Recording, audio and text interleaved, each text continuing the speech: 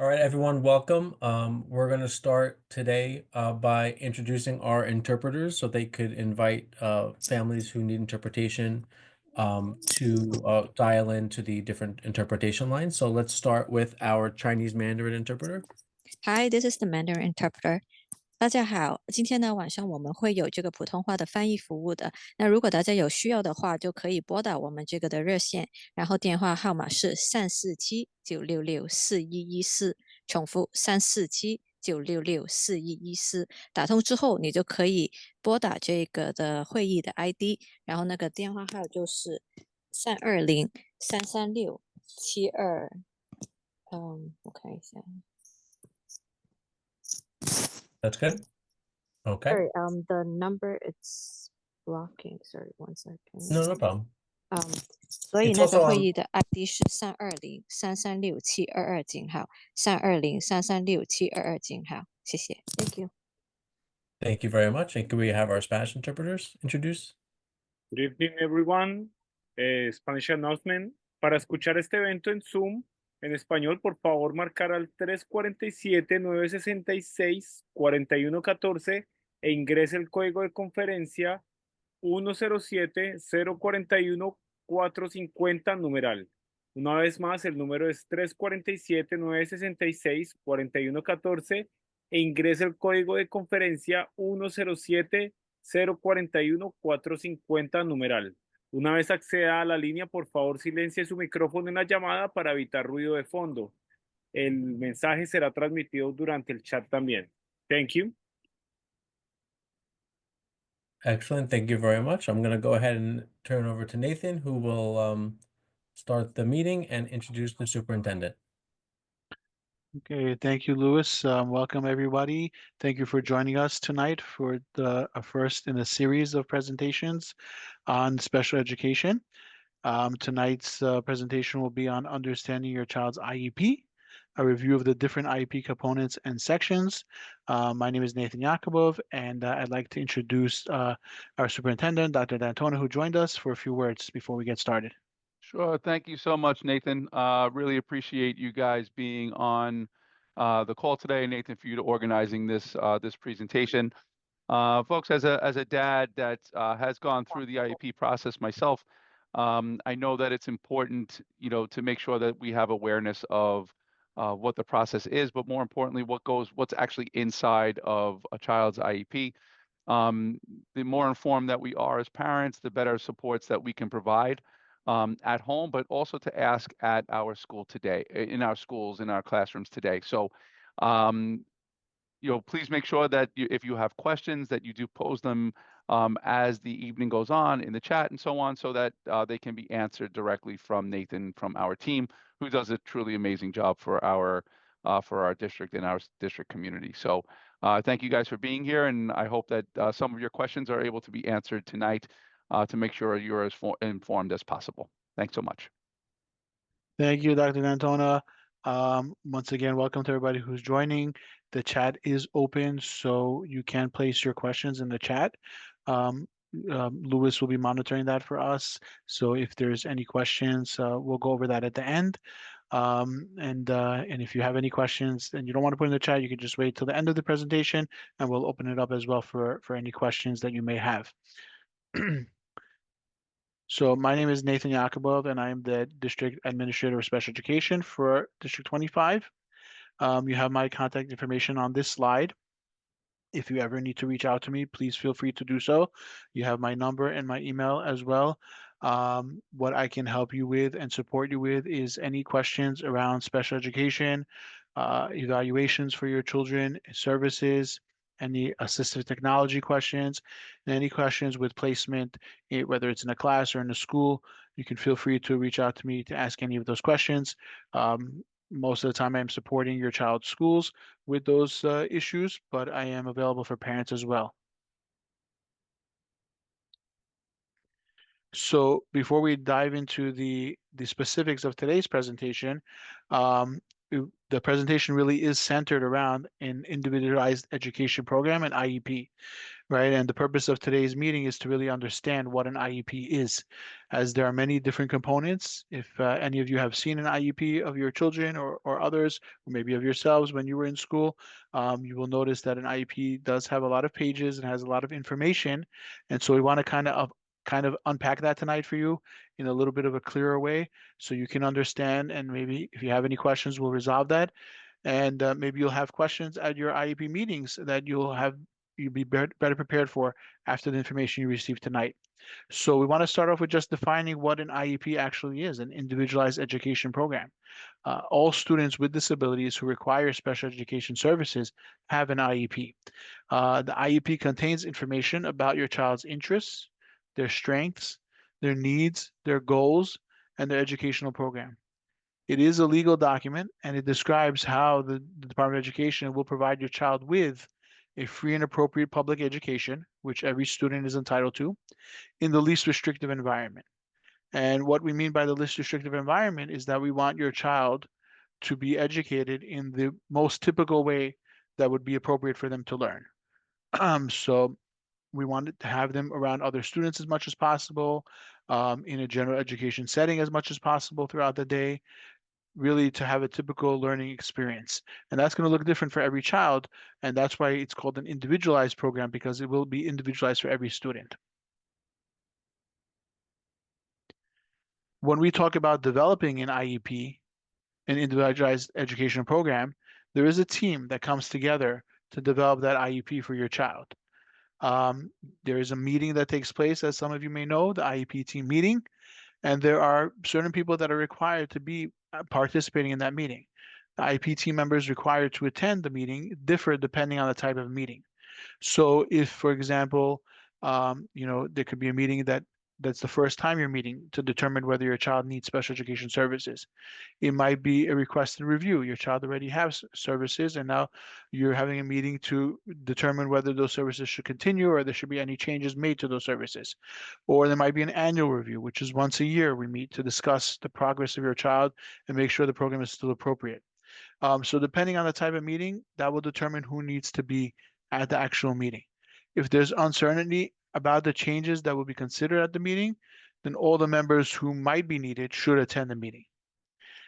We don't limit the IEP team, the meeting, to the type of changes that might be made. So if we're sitting at the meeting and a change needs to be made, we want to plan in advance and make sure that the people that might need to be there should be there. And on the right side of the screen, you'll see possible IEP team members. Again, depending on the type of meeting, obviously a parent is always part of the team and they're always invited to participate in the meeting. There's a district representative, and that's somebody who's familiar with special education regulations and special education programs. It's usually the school psychologist at your school that participates as a district representative as well. And then you have the school psychologist. That's usually the person who has evaluated your child at the school and oversees the evaluations. You may have a special education teacher at the meeting if we're considering a special education program, or if your child is in a special education program. There may be a related service provider if your child is receiving, for example, speech therapy or occupational therapy. There may be a social worker at the meeting. There may be a parent member at the meeting. And what that is a person that has a child who receives special education services, and they come to the meeting to support you with understanding the process. If anybody would like to have a parent member at a meeting, you can always request that in advance of a meeting. Some meetings require the presence of a physician at the meeting. A doctor that may be needed to make any suggestions or clarifications around medical concerns. Any individual may also be invited to the IEP meeting on the basis of the parent's determination that the individual has special expertise or knowledge of the student. So you as a parent have the right to invite people to the meeting that you feel may be helpful and may contribute to that meeting in a meaningful way. So now we discussed what an actual IEP is. We determined the need for it for all students who receive special education services, who should be present when we're developing the IEP. And now let's delve into the actual IEP. We're going to go section by section, discuss quickly, shortly, a little piece about every section so you can get an overview and understanding of what an IEP is about. And again, if you have any questions, we'll discuss that towards the end of the presentation. So the first part of the IEP is the present levels of performance and individual needs. This is also called the plop. I apologize. Actually, prior to that, I didn't put it. Let me see if I have a slide on that. Yeah, you'll see it here. On the slide, it's a little bit mixed, but usually you'll see it as a separate page. If you look on the top of the screen, you'll see the top has the identifying information of your child. So it would have your child's name, their date of birth, their ID number, the date of the meeting, the date that we want services to be implemented, as well as the date that we want to review this IEP, which is usually a year later. And then we'll also have a disability classification. Every child that receives special education has a classification of special education as well. If you're interested in learning more about special education classifications, our next presentation in this series coming up in January, we'll be discussing the different classifications. So if you have any question about that, we'll be discussing that at our next session. But let's move on to the next section of the IEP, and that is what I called the present levels of performance and individual needs. It's also known as the PLOP. Sometimes you'll hear it referred to by its acronym, the PLOP, but that's the present levels of performance and individual needs. And what we want to have in that section of the IEP is really what it sounds like, the present level of your child. How are they performing right now? How are they doing in all areas? So in the first section, you might see evaluation results. So if your child has been tested, if they've taken state tests, if they've taken classroom assessments, whatever, any types of assessments that would give us a better picture of where your child is functioning will be put into this section of the IEP. So you might see the reading level, you might see their math levels. You would see that all in this section of the IEP. The next part you would see as part of this present levels of performance is the academic achievement, their functional performance, and their learning characteristics. And what that tells us is how are they now doing? For example, you'll see on the screen, this is talking about an 8-year-old student that's in 3rd grade, and it's telling how he functions in class. How does he participate? Does he not participate? What does he like? What doesn't he like? What strengths does he have? What rate is he learning? Is he on level with the rest of the class? Is he behind the level of the class? It will cover all of these areas about your child. Now, it's important to note that when we talk about this section of the IEP, it really needs to be parent friendly. So when your team is developing this IEP, they really try to use language that's understandable to people that are not teachers, to people that are not evaluators, such as you, the parents, right? So you can really understand how your child is doing. And you see it continued over here. Like I said, there's more just about how your child would be doing in their class, how they have been doing over the past year. And then you'll see the section where it says student strengths, preferences, and interests. It's important that the team knows where your child is strong, what they like, or what they dislike. That should all be in that section as well. And that's important because when we develop a plan for your child, we want to use the things that can benefit them and hone in on their strengths. And then we have the academic development and functional needs of the students. And in this section, we look at the information that we just said, how your child is doing, how they're doing in class, how they're doing in their different areas of academics. And now we look about what they need. So based on all that, what is it that they need to do? What do they need to improve in? What do they need support with? That should all be in this section. And that's in terms of the academics. And then it moves on to the social development. And it's really the same thing, just in the area of social. So how is your child, how have they been doing with their feelings about self? How are they doing with their social adjustment to the school, to their community? And again, we want to talk about their strengths. What is it that they like? Do they go to maybe some type of after-school program, and they enjoy some type of interaction over there? We would put that there, and then we would put their need. What do they need to help with? What do they need support with in the area of social development? That would be in there as well. And it's important to include parental voice in all of these sections. So a lot of times you'll see that, for example, you'll see on the screen right here, it says Ryan's mother shared. Right? We want to see statements like that in this section of the IEP. We want to hear what the parents are sharing because the parents are very important with the information that they can bring to the team. So you'll see, a lot of times you'll be asked questions, and it's important that you're able to provide that information so the team knows what is it they can support your child with. A lot of times we hear from parents that they feel that what they're hearing is all negative comments about their child, what their child can't do. And it's important to note, like that's why I highlighted those sections where it says strengths, interests. We want to know the positive about your child as well. And even though there might be some information that might sound negative, it's really for us to understand what areas your child needs support with. So try not to look at it as a negative, but really an area that we can grow with your child and support your child.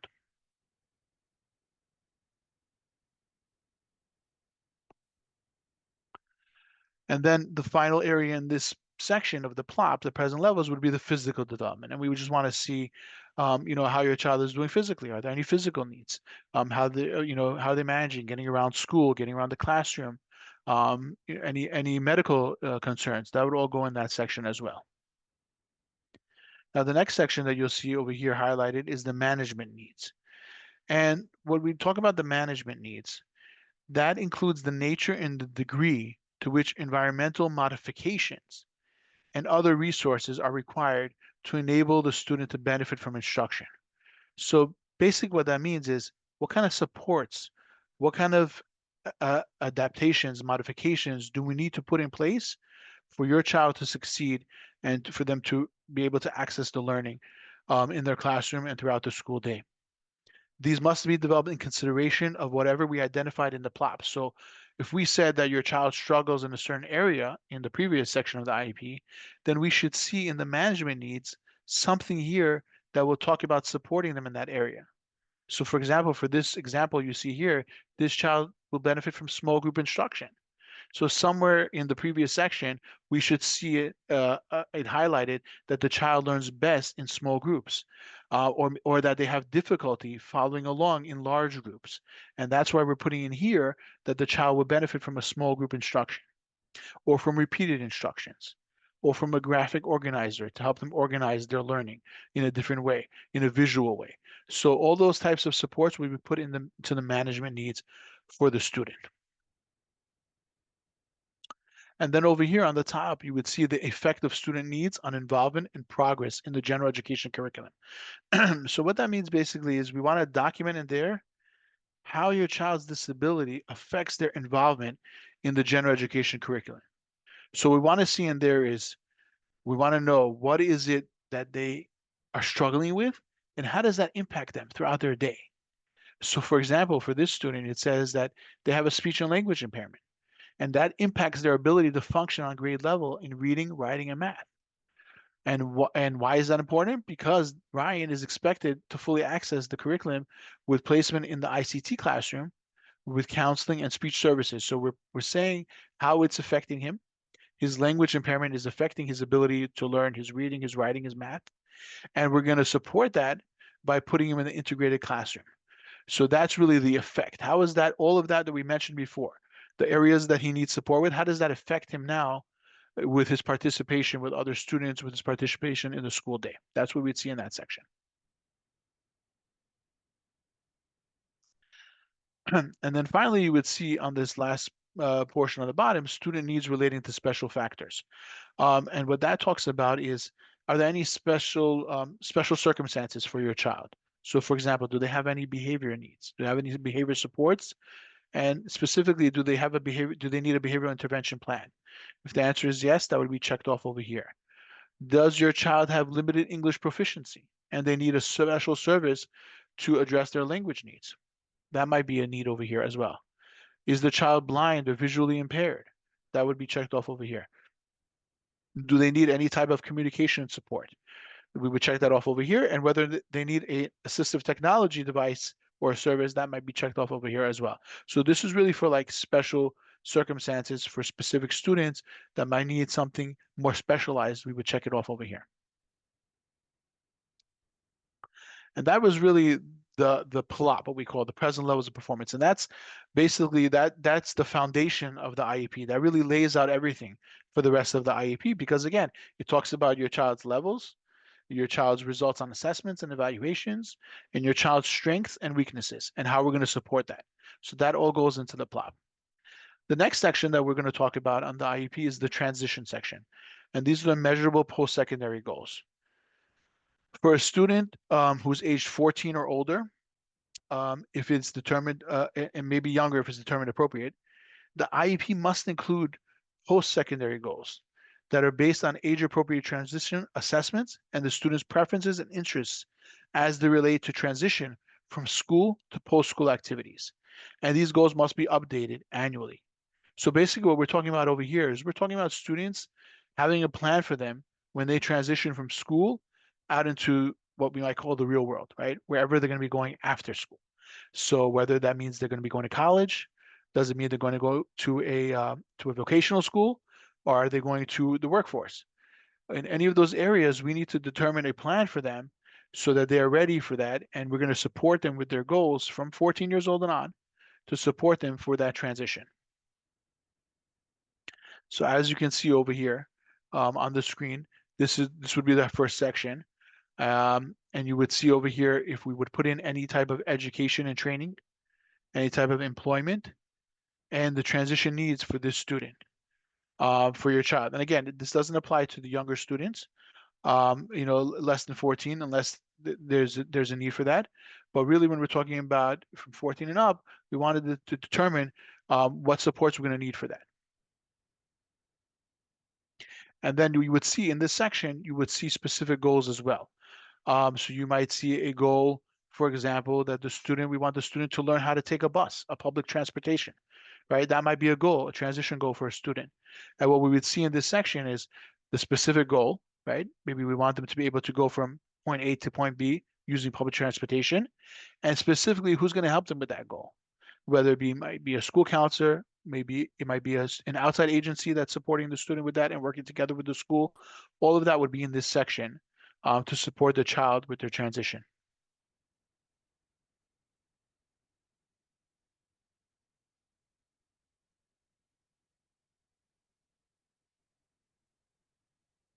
Okay, so moving along. Next section will be the annual goal section. And the annual goals is for all students, regardless of their age. If they have an IEP, we want to, like I said, lay the foundation with the prep levels, that first part of the IEP.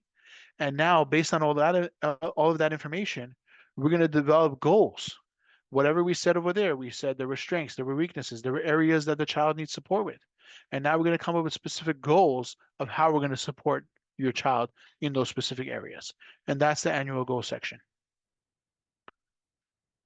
So let's talk about that a little bit. The annual goals would cover areas that were identified in that initial section of the IEP. For example, math, literacy, behavior, speech and language. Anywhere that we mentioned that the child has a deficit and needs support, we should be seeing a goal for that in this section. So it really should align and match up with each other. And this is just some sample goals in different areas for you to see. So for example, over here we have a speech and language goal for the student. And for every goal, you'll see 4 sections. The first thing will be the actual goal. So generally, we want to achieve those goals within 1 year, right? So we'll have within 1 year, for example, Ryan will improve his expressive and receptive language abilities by identifying supporting details and main ideas. So that's what we want him to achieve, right? We want him to improve his language by identifying details and the main idea. And how are we going to measure that? We're going to measure that in the criteria section over here. You're going to see that we want him to be able to do this 4 out of 5 times over 3 sessions. So that's the way his therapist or his teacher is going to be measuring his progress. And the way they're going to do it is by, for example, data collection. They're going to be collecting the data when they're assessing him. They might have a checklist. They may be observing him. These are just examples. There are different ways that the team will decide what works best for your child in order to get the information about how they're doing on their goal. And then we want to have a schedule. How often are we measuring that? Right? We're not going to be assessing the children every single day on their specific goals. We're working on their goals, but now we want to have a time when we're going to assess them. So for example, this child, they're going to be assessing this goal 1 time per month. For some students, it might be once every quarter. Some students, it might be more frequent. Really depending on the specific goal and depending on the student and the progress that we want them to make. So that's an example of a speech goal. Then you have another example of a math goal, and you have a reading goal. Whatever the goal might be, the format is the same. We need these 4 areas. We need to know what the goal is, and it needs to be specific, what we want them to achieve and with what supports. And then we want to know how we're going to be measuring their progress on that goal and how often we're going to be measuring their progress. And that's really the gist of those goals. So regardless of the area that we're targeting, we want to see those areas completed.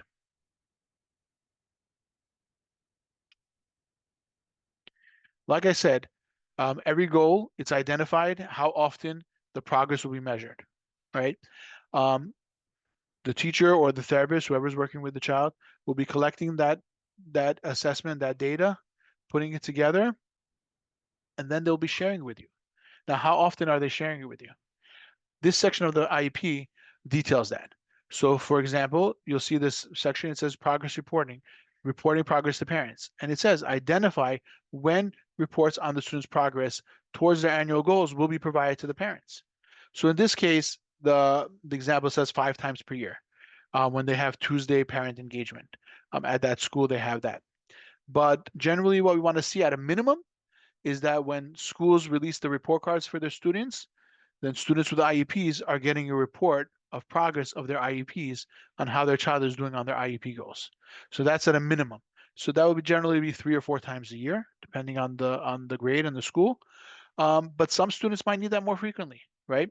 If we have a parent who's concerned or a child that's struggling, or we have a concern about how their progress is, then we might want to include more frequent reporting to parents. And you can do that. And you would see that in this section. The team would outline over here how often we want that to be. Many times you'll see whenever report cards are issued, and that's fine. Other times you'll see something more specific because that child might need it more frequently, or rather the parents might need more frequently to discuss with the team how their child is progressing.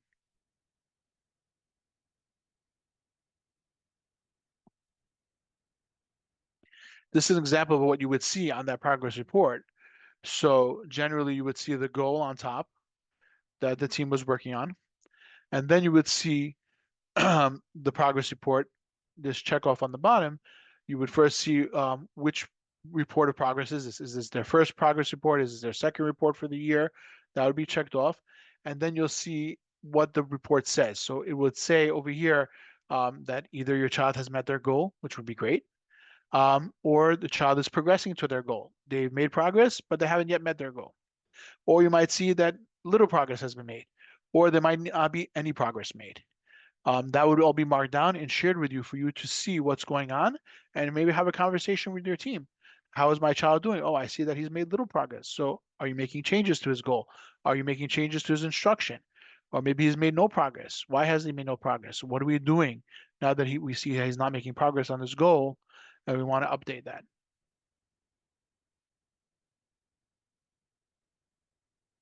Okay, the next section of the IEP is the recommended special education programs and services. And this is really, some might consider this the meat of the IEP, because this is the actual program and the services that your child will receive. That is, your child is mandated to receive, okay? Like I said, again, we're going back to whatever we put in that initial section of the IEP, the strengths and the weaknesses, the supports that your child needs, those areas. And based on that, we developed a goal, right? Or goals for your child. And now based on all that information, we know what your child needs. We know where we want them to get in that area, what we want them to achieve. And now we're putting in how we're going to support them to achieve that. What services are they going to get in order to achieve that? So before we get to that, what that actually looks like, just a note about the services that we do offer. The services that we offer as a school system, we generally refer to as the continuum of services. And you could see on the screen, again, we want to provide your child with instruction in what we call the least restrictive environment. So we want them to be as much as possible with non-disabled peers for as much as the day as they can be. So there's an array of services that they can receive, right? We can have a child who's in a general education classroom and not really receiving any special education. Then we can have a child who's receiving in a general education classroom, but they're receiving related services. So for example, they're getting speech therapy, right? Or we might have a child who's getting special education teacher support services, also known as SETS. And that's a special education teacher working one-on-one or in a small group with your child, either in the classroom or out of the classroom. If your child needs more support, they might be in an integrated co-teaching class where we have 2 teachers, one general education teacher and one special education teacher to support your child. And if your child needs more support than that, they may be in a special class where it's a small class, generally 12 students. All the students have IEPs, and the teacher is a special education teacher that's working with the needs of all the students in that class. And some of our students need more support, whether it be District 75, which is a specialized program, or they may need even a day of residential placement or home and hospital instruction, which really means they're not in an actual school building, they're in a different type of setting, which is more specialized. If you see on the screen, I put a blue arrow going up and down, and the reason I did that is because I want everybody to understand that this is not a stepping ladder that a child may start with one spot and then build up or go down, right? This is a flow. It depends on where your child needs at that moment in their development, right? A child might need one thing at a certain point in their development, and they may need a different type of support in a different time of their development, or they may need a combination of these services, and that's all possible. And it will be individualized for your child and developed based on all that information that we've already assessed and gathered prior to getting to this section of the IEP. So this is an example of what you would see on that section of the IEP, the recommended special education programs and services. So over here you have six columns, and what we'd see in the first column is the actual program or service. So for example, the student, you might see here that the student is getting special education services sets. Again, that's the special education teacher that works either one-on-one or in a small group. Or you can see that the student is placed in an integrated class for math, and then they're getting set services for ELA and for science and social studies. So like I said before, you can see a combination of these services. And then you would see how the service is going to be delivered. What language it will be delivered in? Does the child need bilingual support? Will it be one-on-one? Will it be in a group? That will all be in this section. How often will they be getting the services? For example, they can get it 5 times a week. They might get it 1 time a week. Sometimes you'll see periods over here in this section, the number of periods that they're receiving it. And how long is that going to be? Might be for a period, might be for less than a period, depending on what the student needs. And then where are they going to be providing that service? Will it be in the general education classroom? Will it be in a separate location? For example, the SETS room will be or could be in the speech therapy room, for example. And then when do we want that service to start? What's the date that we want that service to start? And it's a projected date. The service can always start earlier, generally not later, but can definitely start earlier. If we're able to secure that before this date, we can always start the services earlier. So this is really the plan, right? You're going to see how we're going to implement the goals, how we're going to implement the support. We will all see in this section of what kind of program, what kind of services.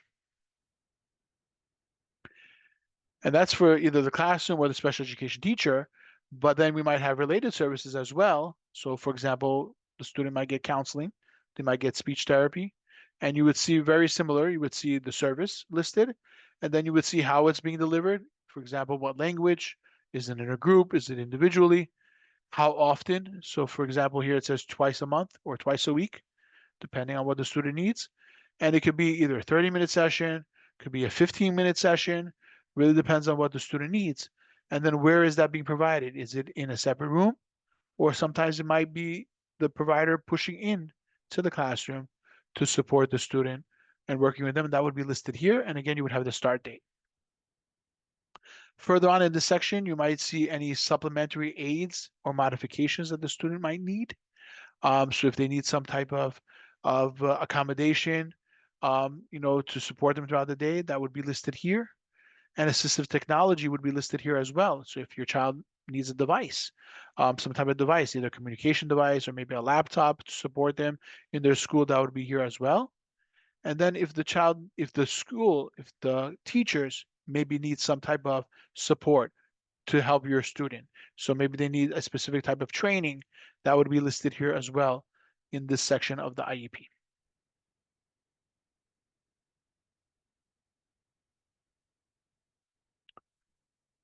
Okay. Did I skip a slide? Let me just see.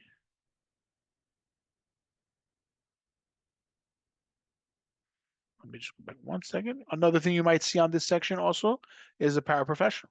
If your child needs a paraprofessional, that would be listed in the supplementary aids as well for your child, whether they need a behavior paraprofessional to support them with their behaviors, or they need a health paraprofessional to support them with their health needs.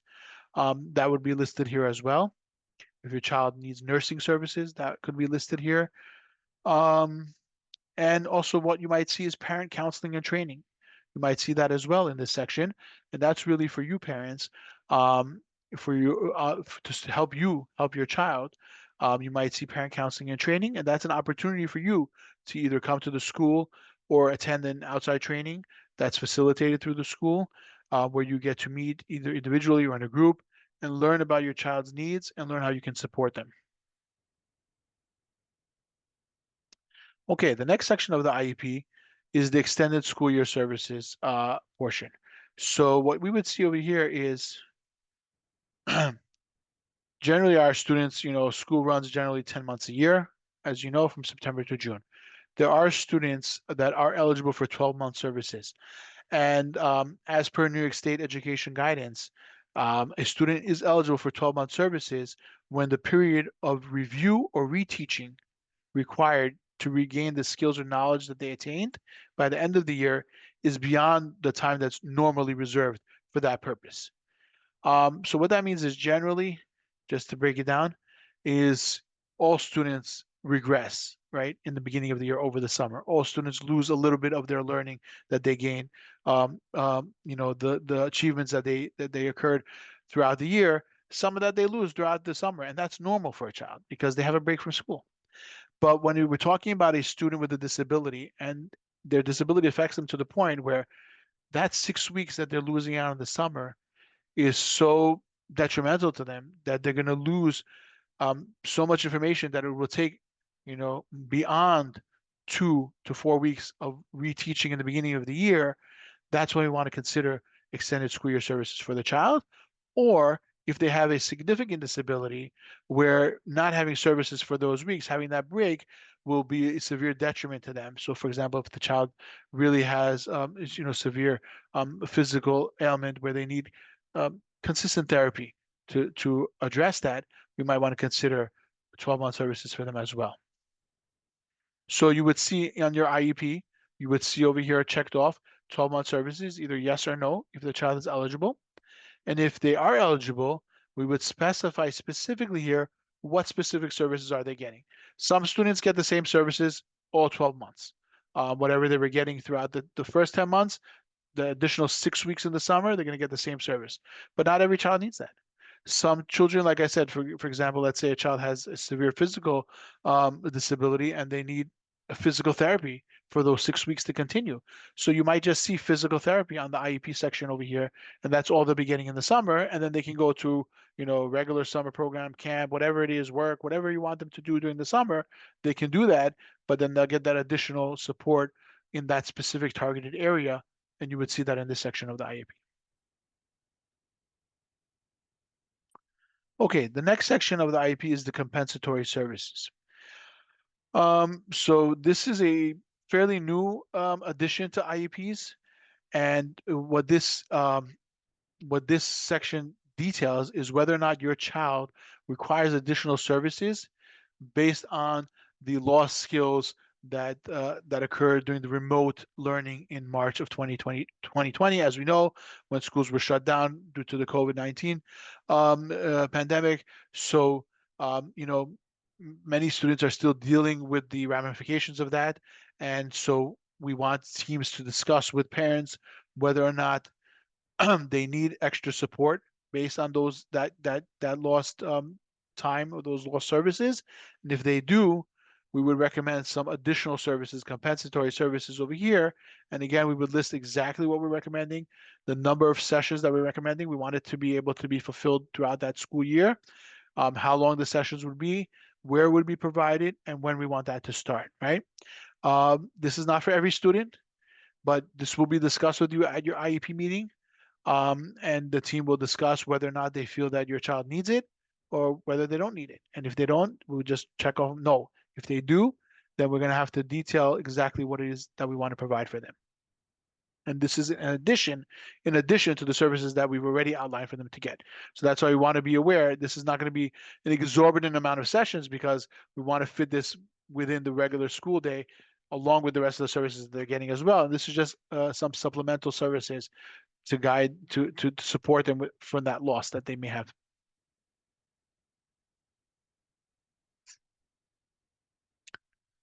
Okay, the next section is testing accommodations.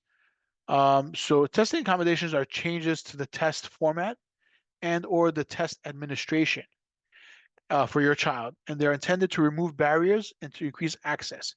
They're not intended to make the test less rigorous, and they don't change the skills or the content that the test is designed to measure. So your child is still being assessed on the same areas.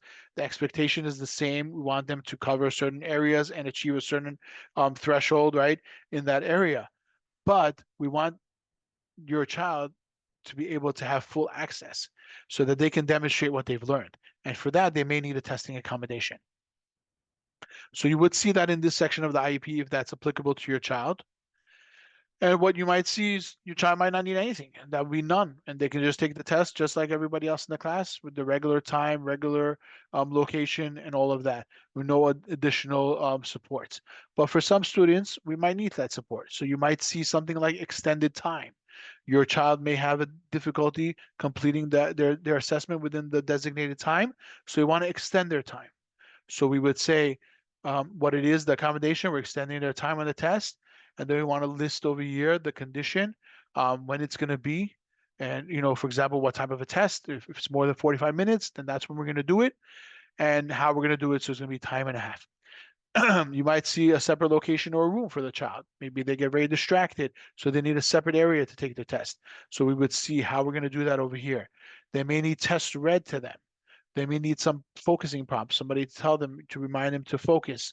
All of those are possible accommodations. It's a tremendous long list of accommodations that can be done. But again, this is something that the team needs to carefully consider for your child, because if your child doesn't need this and we give this accommodation, it might actually, negatively affect them on their test. Imagine a child doesn't need so much time to take a test, but now he's forced to sit through that long time period and deal with this test. So it might actually make them more anxious and more difficult for them, or they may feel excluded or get anxious when they're taken to another room and not perform as well as they may have performed being in the regular classroom with their colleagues, with their classmates. So we want to carefully determine this for every student. And we also want to monitor how they're doing without the accommodations and with the accommodations, and see if there's been any difference and if this is actually helping them or not. The other thing to be aware of is that these accommodations cannot only be used for state exams, right? So sometimes parents might say, "Oh, my child needs this for the ELA exam, the state test."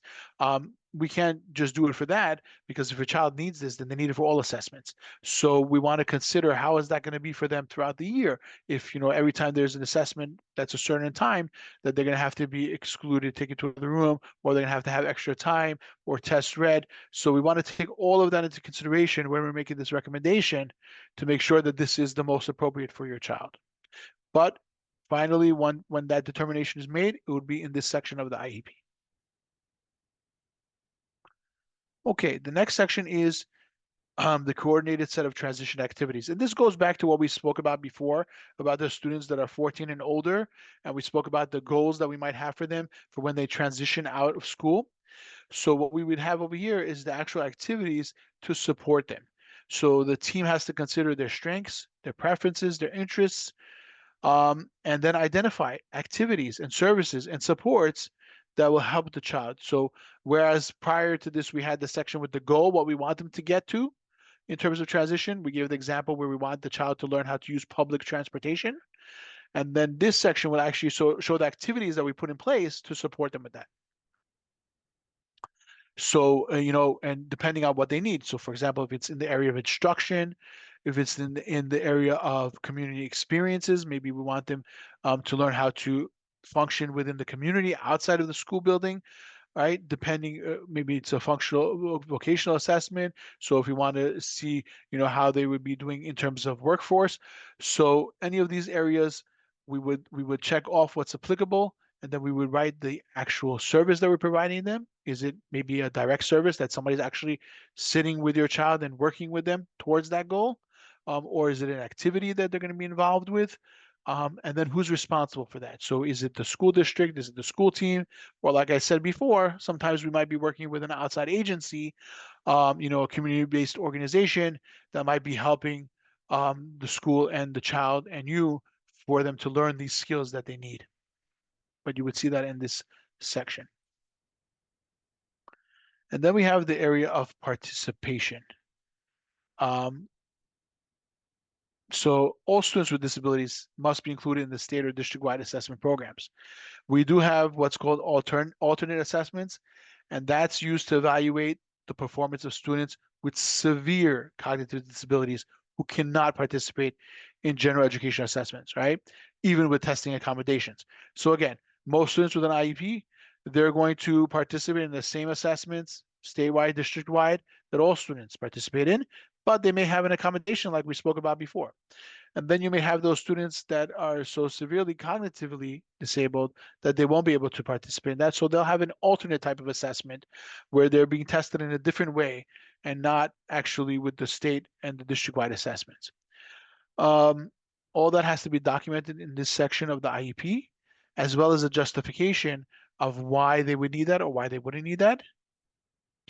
And then we also want to identify how they'll be participating throughout the school day with other students. That will be in this section, and I'll just go over it right now, as you can see on the screen. So the top part is the participating in state and district-wide assessments. So again, will they be participating in that, or will they be in alternate assessment? Like I said, for those severely cognitively low-functioning students. And then we want to list how are they participating with students without disabilities. So, for example, for the school age students, let's talk about that. Explain the extent, if any, to which the student will not participate in regular class or extracurricular activities, right? So are they participating in the gym? Are they participating in other extracurricular activities, or are they not participating? And if they're not, why not?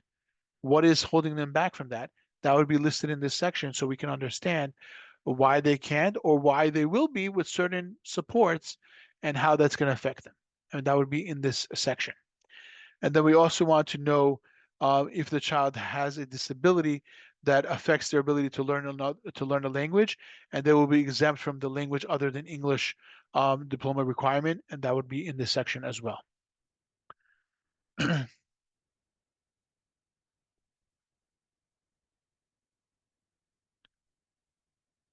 Also in this section, we would see the special transportation. Actually, this would be the next section of the IEP, would be the special transportation. Not all students are eligible for special transportation just because they have an IEP. It needs to be determined if there's no available means of non-specialized transportation that would allow the student with the disability to travel safely to and from school and benefit from instruction. Only then would they be recommended for specialized transportation. And that's what you would see in this section. And we would check off either no, the student doesn't need it, or yes, the student does need it. And then we would list what they need. What do they need? Do they need just a bus to pick them up and take them directly to school? Curb to school bus? Or do they need some other additional accommodation? So for example, certain students might need a paraprofessional on the bus to support them.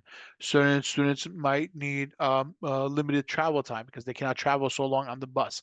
That would all be listed over here. Some students might need a nurse on the bus with them. That would be listed over here. So does a child need transportation, which would be a bus to pick them up and bring them to school and back? And does the child need any specific accommodation along with that transportation to allow them to be safe on the bus? And then finally, we want to see the placement recommendation. Where are we placing the student to receive all these services now, right? So generally, for most of the parents on this call, you would see the placement recommendation of a specialized school district. That's districts 1 through 32. We're in district 25, right? That would be any of our schools, any of our community schools. You would see this type of language on the IEP. Now, if the child needs a specialized program, like for example, district 75, then you would see specialized program listed over here for this section. So those are basically the two general ones that you would see. There may be more specific ones if they need something more specialized that you would see. For example, let's say home instruction or hospital instruction, that might be here as well.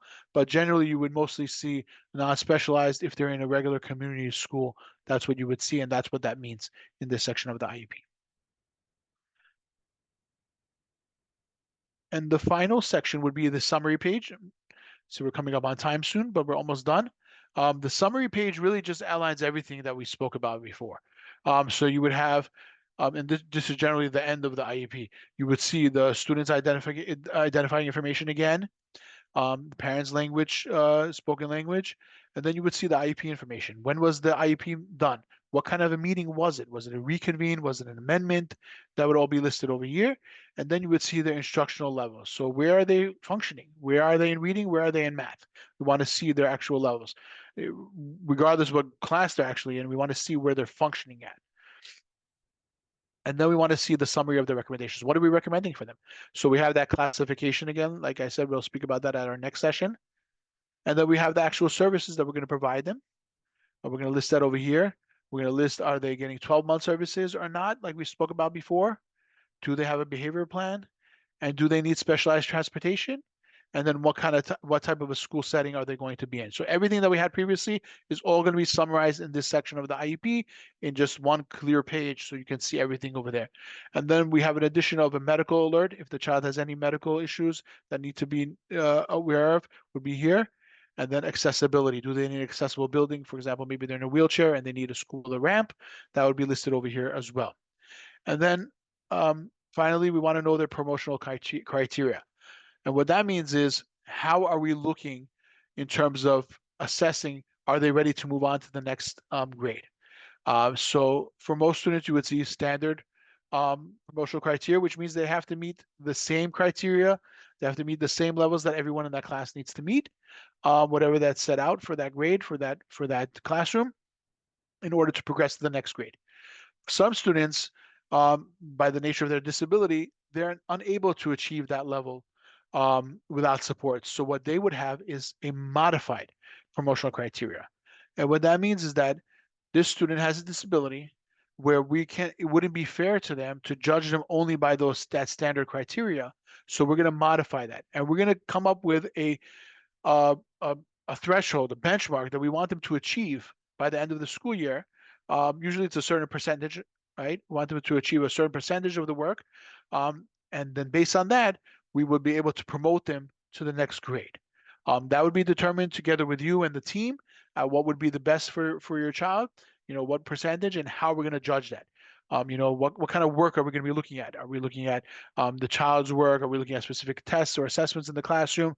What are we looking at to make that determination that they've actually reached that percentage so that they can be promoted to the next year?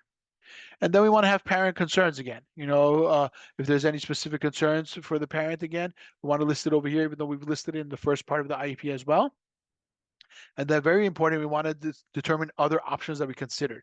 If you remember, we spoke about the least restrictive environment. So we always want to make sure that we're not being overly restrictive for your child and that we're allowing them to participate with students without IEPs. We're allowing them to be in a typical setting. So we want to consider, what else did we consider? If we're giving them, for example, we're putting them in a special class, did we consider something less restricted? Did we consider an integrated class for them? Did we consider just giving them therapy in a general education classroom? And we have to list over here, your team will list what they considered and then why it was rejected. Why wasn't that good enough for your child? What was holding your child back, so that you're aware, okay, now I understand. You thought about putting them in an integrated class, but you wrote to me over here why that wouldn't work for my child. Because that's important for you to know and understand, and it's important for your team to understand what is holding them back so that they can work on that, because you want them to be able to progress and move into those types of settings moving forward. And then finally, we have the attendance page, right? Like I said, depending on the type of meeting, that will determine who's actually at the meeting. But at every meeting, there is an attendance page that will list your child's name, the ID number, the date of the meeting, and then everybody who participates in that meeting, whether they're in person, whether they're by phone, their name would be listed. And if you're in person, you would be signing. And if you're by phone, it would say participated by telephone. And this is a record to know who was at that meeting. Should we need to reflect back and see who was there or who wasn't there and why they were or were not there. And that's really the IEP. It's an overview. Again, every IEP is going to be a little bit different based on the individual child. But I wanted you, and I hope you all gleaned from this, a better understanding of the different sections of the IEP. And in a second, we'll go to any questions. But I just wanted to mention, as we have today on our meeting, actually, we have interpreter services. This is simultaneously being translated as I'm speaking, but I want you to be aware that you can request this for any IEP meeting for your child. And we can have sign language interpretation, we can have in person or over the phone for an IEP meeting, and we can also have any special education documents for your child translated as well. If that's something that you require, you would speak to your team at the school and we can have that done for you as well, so that you have a better understanding. Now you understand what should be there, but now you may need it in your own language to really see and understand what's actually being put in the IEP. I'm going to open up to questions in a second, and I put also our District 25 contact information on this screen as well. Phone, text messages. Of course, we have assistance in Spanish and Chinese, and the email as well. And earlier you had my information as well that you can always reach out to me, like I said. So I'm going to stop sharing right now, and we'll see if there's any questions in the chat or if anybody wants to go off mute and ask their questions as well. So we do have a few questions in the chat, which I'll read. At the same time, if anyone else has any questions, you can go ahead and put in the chat. You'll also have the opportunity to unmute yourself if you'd like in a second. And I'm going to ask our interpreters to please check with their rooms to see if there's any questions in other languages. So, Nathan, the first question that I saw was if my child has ADHD, would they qualify for an IEP? I heard from another parent that their application was denied because it wasn't considered a severe disability. So, like I said, we're going to have another session on classifications, and ADHD is a classification that can qualify a child for an IEP. But it would need to be determined. Again, not every child with a disability necessarily needs the support of an IEP or special education services. So, like we spoke about through this presentation, right? When we look at the evaluations, we look at the assessments, we look at that present levels of performance section, we're looking at what the child needs. Not every child with ADHD, not every child with ADD, not every child with autism needs special education services. Now, I can't comment on your child. Obviously, if you want to reach out to me personally, we can discuss any specifics. But generally, just having ADHD or just having autism would not qualify a child for special education services. That is one of the classifications that they can qualify, but we'd actually have to see and make sure that they meet the criteria in terms of the need. And what is that need? And if there is a documented need in terms of their development, in terms of their progress, in terms of their access to the curriculum, then yes, we would provide them with that service. Thank you. The next two questions, I kind of didn't understand, so I kind of asked for some clarity. So I'll read the question and I'll read the clarifying points I also got. So this was in response to one of your slides when you had I think you had mentioned something about training for parents. Yes. Which I wasn't aware of. So the question was, how do we request for special services training for parents outside of school? The speaker mentioned about training programs for parents and kids, such as example Right. therapy, or family counseling, dealing with kids with ADHD, etc. So I see that. Yeah, I see that. So yeah, we do have parent counseling and training, like I said. That is a service that needs to be provided to you by your school. It is required for any child that's classified with autism, and it can be provided to any other child that is deemed necessary by the team. And what that might look like is maybe there might be a workshop at your school, or you might come to the school to meet with one of the therapists or with the teacher and discuss, strategies for your child, maybe with the counselor, maybe with the social worker. That's what parent counseling and training on an IEP would look like. Now, in terms of supports outside of the school, we do sometimes share with our school communities when we're made aware of workshops from the community, from different agencies outside for parents. I do share that periodically when I get that. And we do have our social worker, our district social worker wing as well, who can support parents with resources for outside if they need help with that. You can reach out to the district office and we can put you in contact with her. She does have some resources for parents where if they're looking for outside support, they can reach out to her and she can put them in touch with that. Thank you. Before we read any more questions from the chat, are there any questions from the interpretation lines?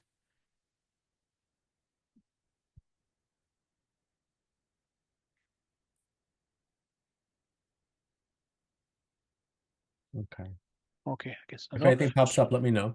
So I think I see this one from another parent. Also does the DOE test for learning disabilities.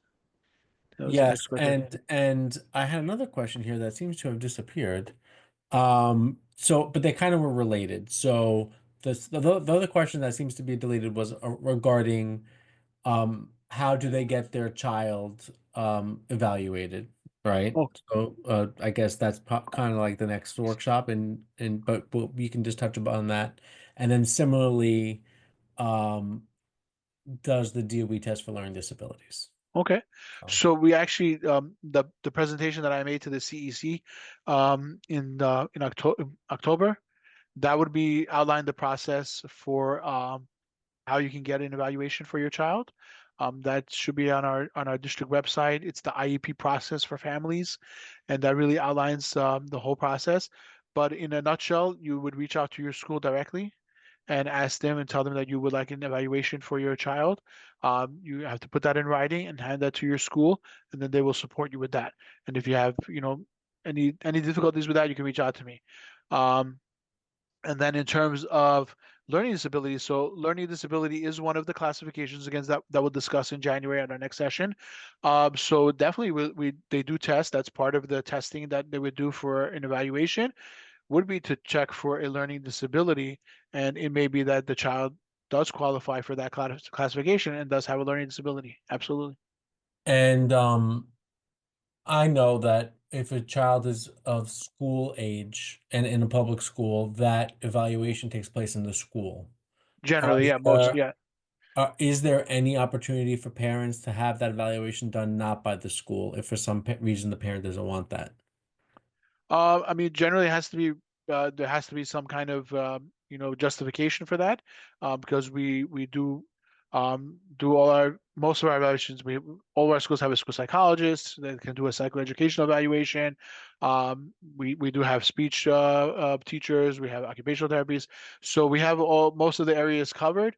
There are some times that there may be a need for some type of an outside evaluation. So you would speak with your team about that, let them know what the concern is, and then they would discuss if that's something they can do or they cannot do, and then they would move forward with that. So I think just for the person that asked that question, speak with your school. If for some reason you're not comfortable with that, with the people doing the evaluation of the school, speak with the school principal. If that doesn't work for you, you can always contact the district office, our family support people, Nathan, and we can help direct your concerns and help get that stuff moving. Yeah, and there have been instances where there are certain sensitive situations where we've had to have a team from another school conduct evaluations for a child in a different school, and we could do that as well if that's something that's necessary. So to that point, yeah. Thank you. Okay. Are there any other questions? Oh, we have a hand raised.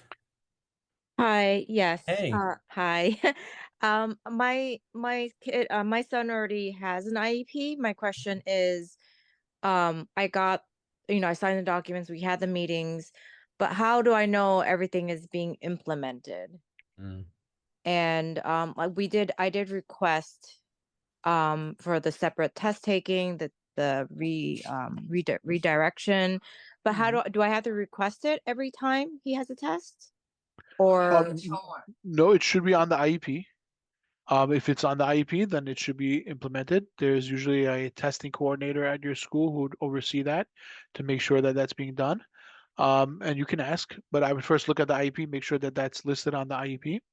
And then in terms of the services, what grade is the student? Yeah, what grade? He's in 5th grade. 5th grade. Okay, so all services that are provided at the school are documented in terms of related services. So if, for example, he's getting speech therapy or occupational therapy, they take attendance in our system. They would document that there was a session. They would document what they worked on in that session. Students in classrooms, obviously, we see the attendance. We can see what class they're programmed in. So all of that is documented. So if you could always ask, your school, has he been getting the therapy? And really, if he's getting, for example, speech or occupational therapy, something like that, you should be contacted by that provider. They should be reaching out to you, introducing themselves. There should be some type of communication ongoing, not daily, but maybe weekly, monthly, something. All the different schools use different types of communication, online or things like that.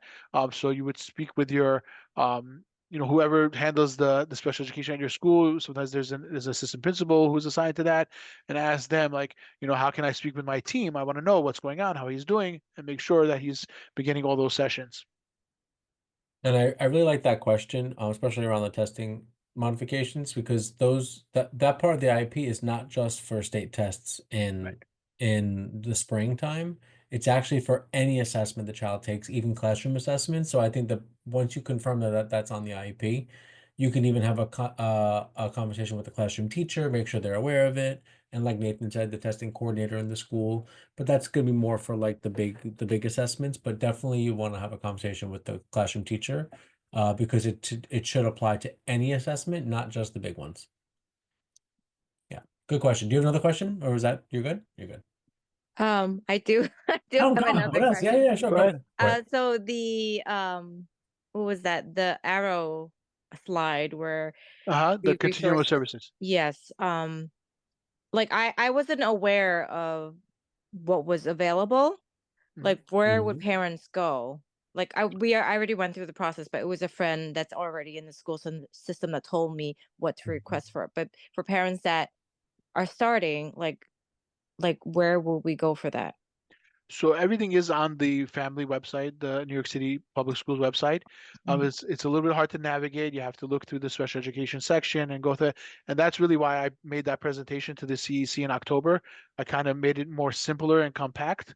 You can find that on our website. The Is it the IEP IEP? The process for IEP? families. Yeah. Yeah. So I'll put the link to on the public New York City Public Schools website. This is not specific to District 25. I'll drop that in the chat just so that you guys have it. This is kind of what Nathan was saying. You'd have to navigate the different sections. And basically his presentation that he did in October for the CEC kind of went through these steps that you see on the website. So And that's why we have these sessions as well, because I want that opportunity, because it is challenging for parents to navigate all that information, even though it's all out there, because this is a legal process. So we don't really make things up. Everything is out there, and we follow those guidelines, but it's hard for parents to navigate that and to get all that information together. Some of this should be shared at your meeting. Generally, like I said, part of the IEP is discussing what other programs were considered. So that should come up, what other services we could have offered, why we didn't offer it. So that really should be part of that. Also, at the initial meeting with the social worker, when you start the process, understanding the whole, what you're consenting to, the social worker should kind of touch on those areas as well. But we want to definitely increase awareness, and that's why we have these sessions. and I think if there's something that you weren't aware was a possibility after the IEP has been finalized, Nathan, how can they go about modifying the IEP, or do they have to wait until the next? No need to wait. You can always, request another meeting with your school. Ask them that you want to have you would start with an informal meeting, maybe just to discuss your concerns, and then, if you need to request a formal IEP meeting to reconsider those programs, you can do that. Thank you. That Good. was my next question. I know. I was reading your mind. Excellent. Okay. Any other questions? Patricia, you have any question? I do. Hey. Again, for having this meeting with us, very informative. My child, well, based on the way you describe each section of the IEP, my takeaway is that the main focus is on learning disability, which ultimately everything else affects, because if a child has social development needs, that obviously affects learning disability. Interestingly enough, my child does not have a learning disability. What he has is social developmental needs. Would that qualify him for IEP? That's a great question, and it might. When we talk about IEP services, the guiding target is educational benefit. So Right. when we provide these services, and that's not necessarily academic always, because there's different things, different ways that we educate our students. So we want to see what is the educational benefit or what's lacking, holding back that educational benefit, that we need to provide these services. And social emotional development can be a huge part of that. So there are some students that may qualify for that. Again, I invite you to come to our January meeting in terms of the classifications Okay. to see, which classification they would fall under. Okay. And that might be an area that they may need support, and we might and we would see a different type of service for that child, right? We may see them in a general education class with counseling services and not getting a special education teacher because that might not be something that they need, right? So Correct. definitely Correct. that can be something, yes. Okay. Beautiful. Thank you. Thank you for that question. I think it really highlights the I in IEP, right, Nathan? Exactly. No, yeah. Which stands for individualized or individual? Yes, individual, Yeah. individual, yeah. All right. Any other questions? Hi. Christine. Hey, Christine. Yes. How Hi, are hi, you? hi. Good. How are Christine. you? Good, thank you. Thank you for this meeting. I have a question. My son we just finished a CPSE meetings. Uh-huh. Is my first meeting for my son for 3K. I want to know, do you have a workshop to talk about the CPSE, because this is a brand new program to me, and I just want to know like what's gonna happen with like 4K, and what happened after like go to kindergartens, like Mhm. like you talking about IEP. Right. Yes. So, Mm-hmm. the third session in our series, which will be in March, I believe, will be on the kindergarten IEP process, and Okay. that's really talking about the transition from CPSE to Mhm. CSE. So that will be the third session that we do in this series. So I invite you to join that, even though it's a little bit early for you because you're just starting 3K, but it doesn't hurt to come and hear what that process will look like when you get Okay. to pre-K. And that's really that's that process. In the IEP process slides that Lewis put in, I do have a section on the evaluations and the referral and all that for preschool, but you already passed that. So I would just say that, join that meeting so you know about the transition. And in terms of the IEP, generally what we spoke about today is very applicable to the preschool as well. Although the IEP looks a little bit different, the IEP might looks a little bit different for CPSC, and certain sections might not be applicable, but the overall gist of what I said today does apply to preschool services as well, and it'd be very, very similar. The only thing is that you wouldn't see a classification for preschool. As you know, your child is classified as a preschool student with a disability right now. So you would never see like ADHD or autism for a preschool IEP. We do not do that. And part of the transition to the kindergarten will be discussing that and changing that.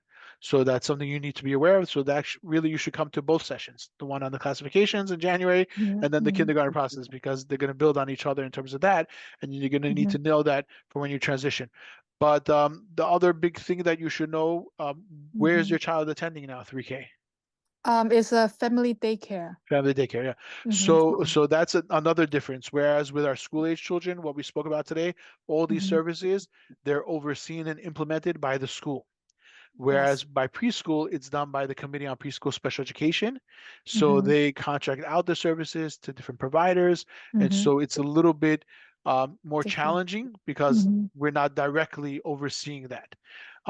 So you're going to experience that as well. But if you do have any issues with any of that, feel free to reach out to me directly through email or calling me, and we can talk. I do have a relationship with the CPSC as well. So if I need to, That's great. mediate in between, I can always support you with that. And I think that's the big takeaway for your question is once kids are in kindergarten and up, all of those special ed conversations happen at the public school, like at your Yes. elementary school, at your middle school. But before then, for 3K, pre-K, and even I think starting age 2, right, Nathan? When Yeah, right? or we'll have early intervention. Yeah, Yeah, prior early to that. interventions, right.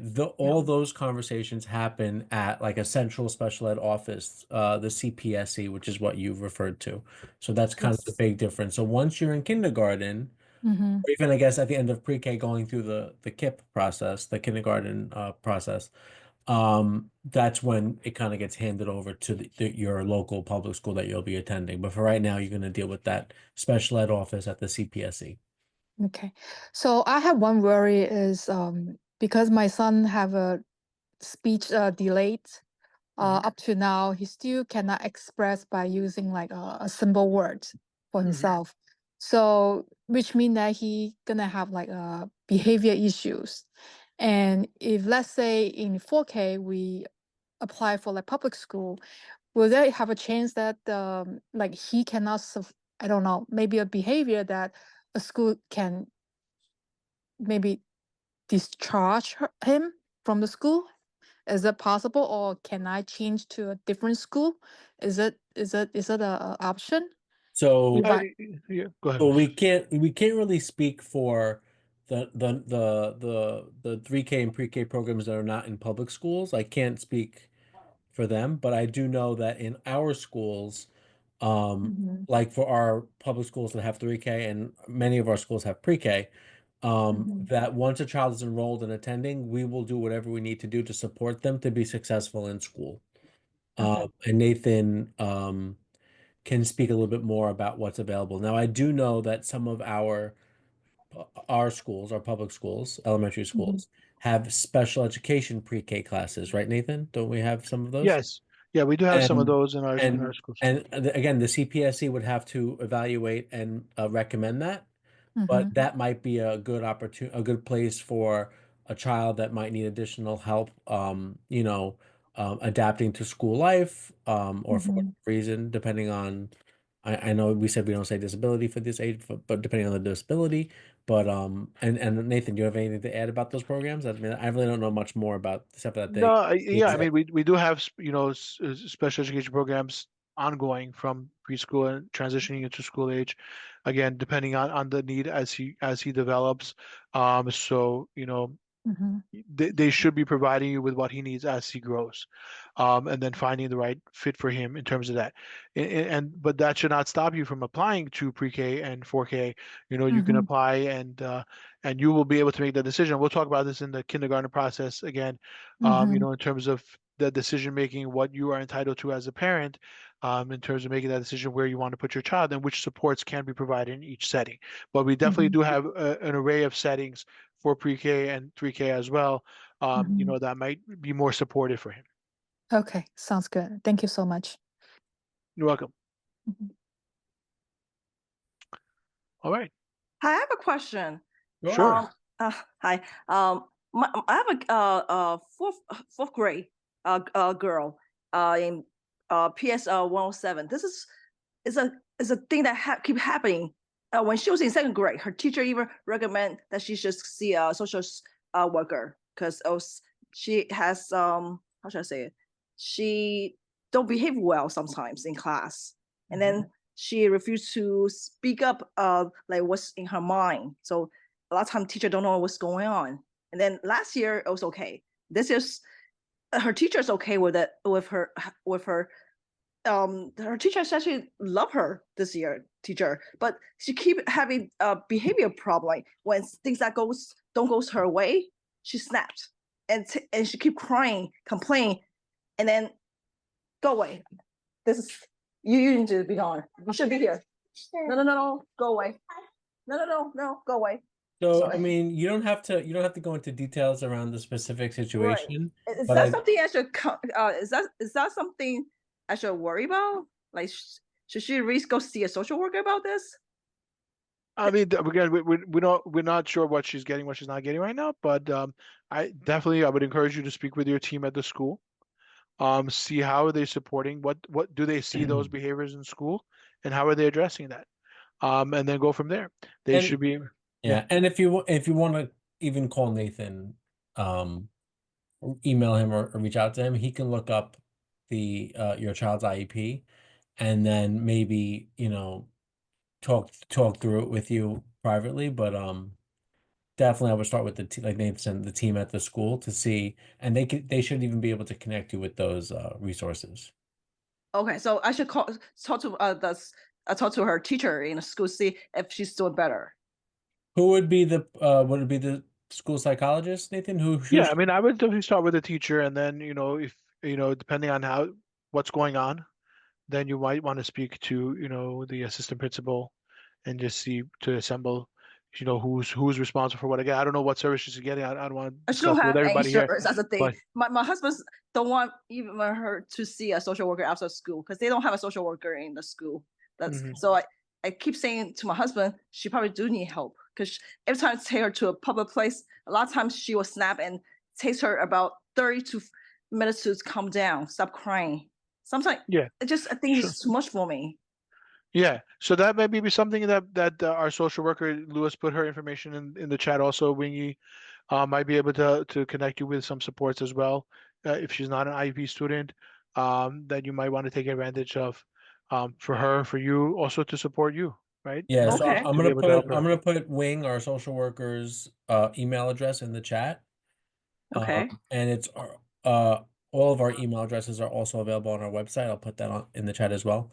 Definitely reach out to Wing, and she can connect with you over the phone, and kind of she has like a global idea of all the services that are available and how different things that can help families, and she'll be able to figure Okay. out. Thank you so much. Yeah, no I'm problem. Thank gonna you. leave now. Thank you so much. Yeah, Okay. no, you got it. Hi. I just wanted to mention I forgot which it was the email I got from the district, and Oh it boy. was called Marble Health. It's like outside. I signed up for it, and they're gonna do an intake, but it's like for therapy sessions, and they take I guess the insurance. Mhm. So it's a third party, but I remember I it's don't for think that therapy. email came from us, but Okay. okay. Yeah, I just wanted to mention that Cool. they work with public schools, and Mhm. I got an email from maybe District 26 because we live in District 26, but he goes to District Uh, yeah, it 25. could be. Right. Yeah, like I Yeah. said, I share things as well with our school communities if I'm aware of other organizations that are able to provide something, we send that as well. So it's up to you to take advantage of those. Yeah, absolutely. But thank you. Thank you. Hi, I have a quick question. Sure. So my son just started kindergarten, and he has an IEP for speech as well as OT. He's in an integrated class. Mhm. But my concern is that we suspect, we had parent teacher conferences, and we do suspect that he may have some type of learning disability. He behaves very well, and he's, improving in speech and OT, but he's still not able to, complete work on his own in class or follow, let's say, multi-step directions. So my question is really about how do I don't want him to fall behind way too much. Do Yeah. I request that we have a meeting now in order to possibly reassess and give him more services? How do I go about getting him evaluated for a learning disability? I know that you said that that's another also session that you're going to have in Yeah. Nathan, does it have to be in writing at this point, or does she just, since the child already has an IEP, can she just go right to the IEP team at the Yeah, school? I would just speak with the team first, because just to clarify, like even if a student is classified as one area, doesn't mean they're not getting support in another area. So we'll talk about this in the January meeting, but generally we choose the one that's most specific for the student. But for example, like you may have a child who's classified as speech and language impairment, but they also have a learning disability, and so the services that they're getting are addressing both areas. So I don't want you to get confused and think that they're not addressing Mhm. his learning disability. So either way, I would say to first speak with the team, let them know your concerns, like what areas you're concerned about that he's falling behind in, and let them clarify for you how they're addressing that, if they are, and how it's Okay. documented on the IEP. And if it's not, then you might, yes, want to request a meeting so that you can put that into the IEP and have a specific service to address that. And there's some things that we Okay. might not do mid-year, like you might not change his class mid-year. But there are other things that they might be able to do, so additional supports in his current setting that might help. So you'll just speak with the IEP team at your school, tell them everything that you're concerned about, and they'll help you out. Okay, great. Thank you so much. Well, no, good You're question. welcome. Thank you. And I did see a question, but it disappeared now about gifted and I'm telling talented. you, I've never seen questions Yeah. disappear. So just to clarify, gifted and talented, I mean, a Yes, that child was with an it. IEP can be in a gifted and talented program as well, Yes. And we depending have on we have when their many service. we have many kids in GNT that have IEPs. Mommy, I have a question. Sure. Yes. So, I don't know, I'm lost because my son is in first grade. And I feel like I don't want to put like too much personal out there, Right. Yep. but I'm trying to figure out small words to say. So listen, I mean, I don't want to interrupt you, but like, if you want to connect with Nathan privately, tomorrow or after Thanksgiving, the long weekend, that's fine too. You don't have to do it here. Okay, fine. I would like that. Okay, cool.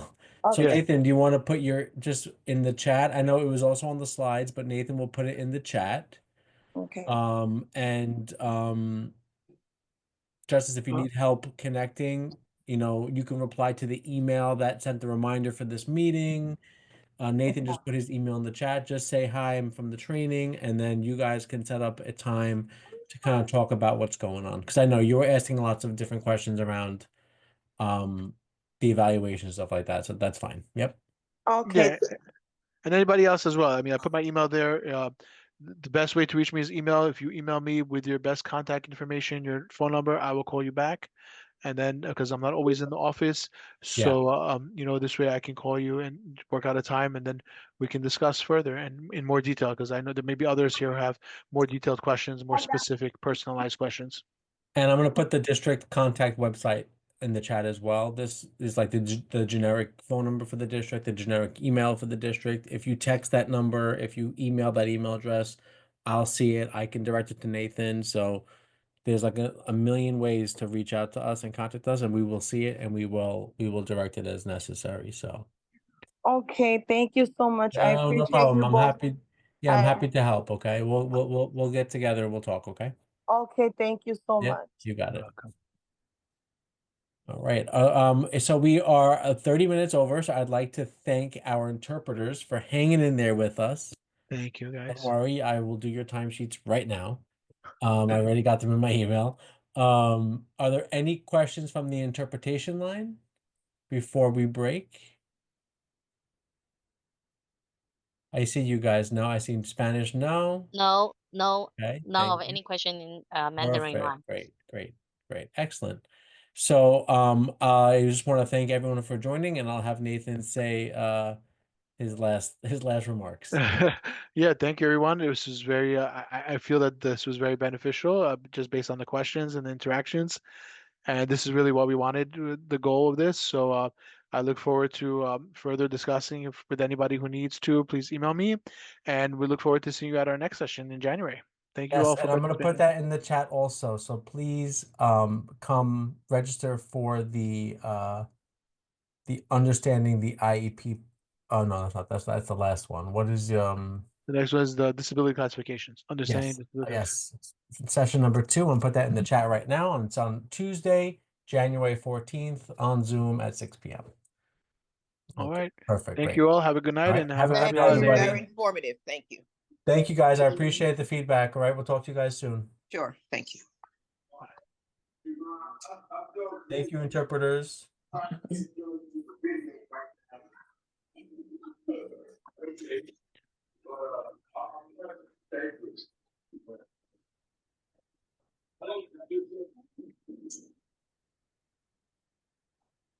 I'm here. I'm just on one of those school All right, events. But that's okay. Nathan, I'll talk to you later. Thanks. Okay. Bye-bye. All right, bye, guys.